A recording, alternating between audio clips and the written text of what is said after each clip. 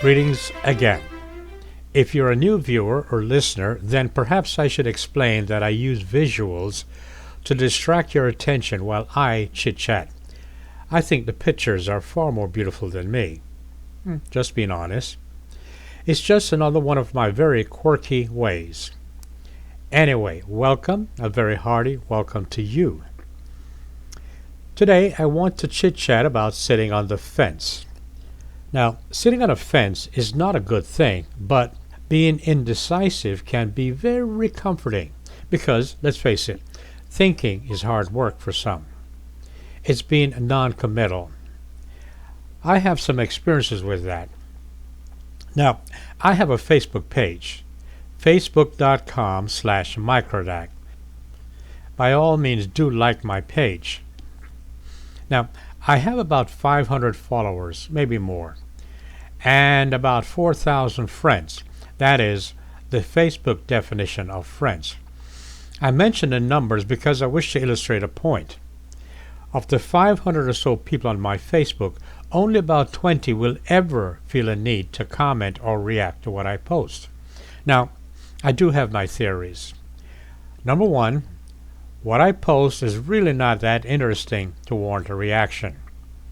That is valid. Number two, non-responsive listeners are simply people who cannot think for themselves, so they have no opinion.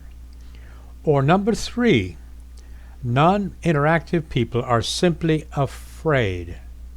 Afraid. I will say this in their defense. My views are simply not your safe garden variety rambling. For one thing, I consider myself apolitical, but many see me as a flaming liberal. Why? I love people.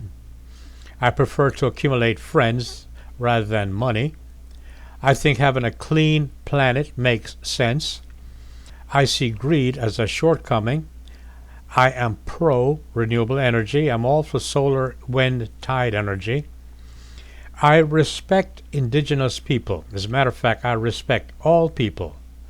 But when it comes to indigenous people worldwide, I respect their land, their culture, and their sacred sites.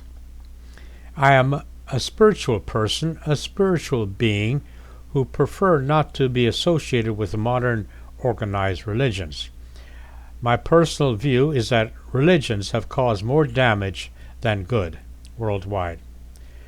Karma makes sense to me, as does reincarnation.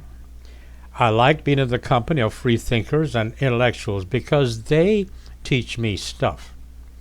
I'm more Unitarian and secular than orthodox and dogmatic.